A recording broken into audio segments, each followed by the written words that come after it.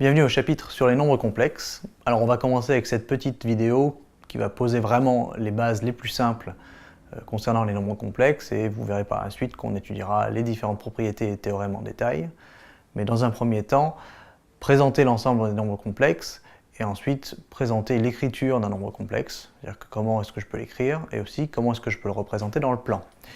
Alors, les nombres complexes, eh bien alors d'abord l'ensemble des nombres complexes on le note grand C et on dit que grand C est une extension de R, c'est-à-dire que l'ensemble des réels grand R est en fait inclus dans l'ensemble des complexes.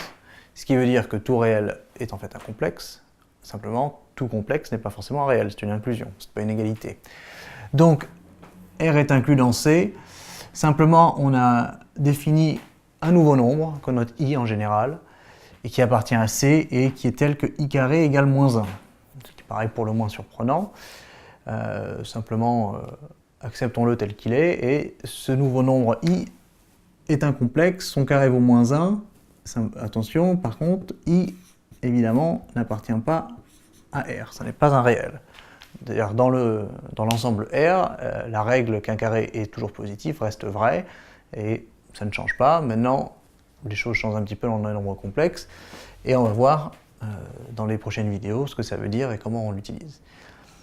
Alors, tout élément Z de C, c'est-à-dire tout nombre complexe, va s'écrire de la façon suivante. Alors, les notations varient, mais moi je choisis A plus IB, voilà, avec A et B deux réels. Voilà.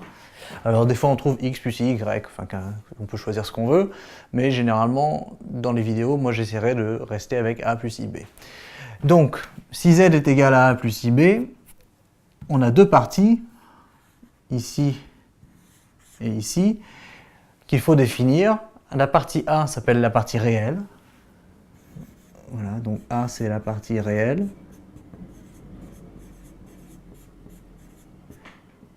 Et on la note grand RE de Z. Alors c'est la partie réelle de Z tout simplement, puisque la partie IB, c'est la partie qu'on va appeler imaginaire. Cette partie ici est complexe, puisque B est un réel, et I est le nombre tel que I carré vaut moins 1, et I appartient à C. Donc cette partie-ci n'appartient pas à R, donc la partie réelle, c'est la partie A, et la partie B est la partie imaginaire.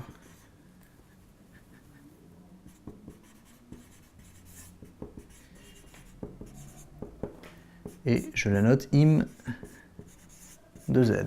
Alors attention, une erreur classique, c'est de dire que la partie imaginaire c'est IB, ce qui est faux. C'est simplement le réel B, d'accord?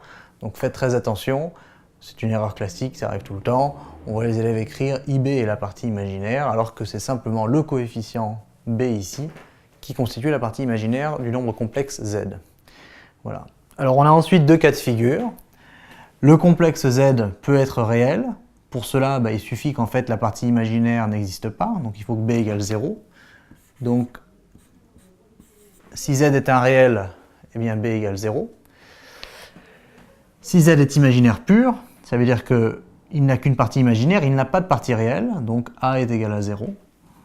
Et donc Z imaginaire pur, ça veut dire que A égale 0. Voilà.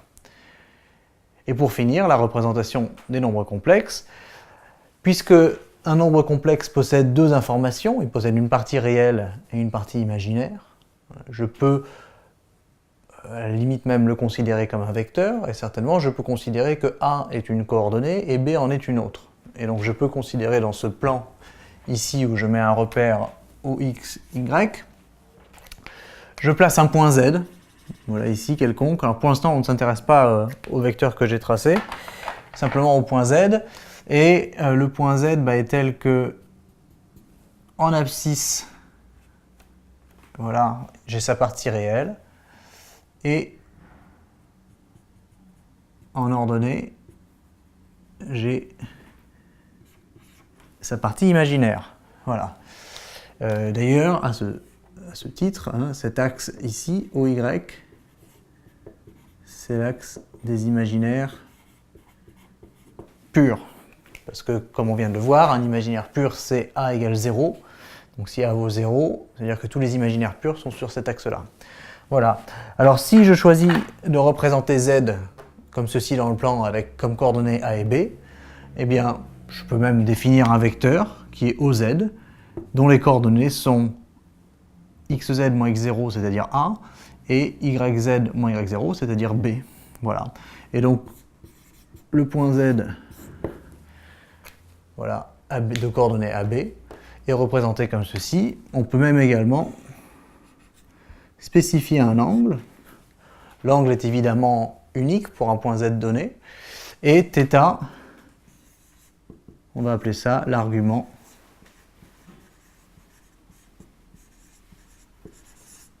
de Z. Voilà. Alors on reviendra sur la notion d'argument un petit peu plus tard dans les prochaines vidéos. Pour l'instant, ce qu'il faut retenir, c'est que voilà, le point, alors on peut donner en fait un nom au point, appelons M si on veut lui donner un nom.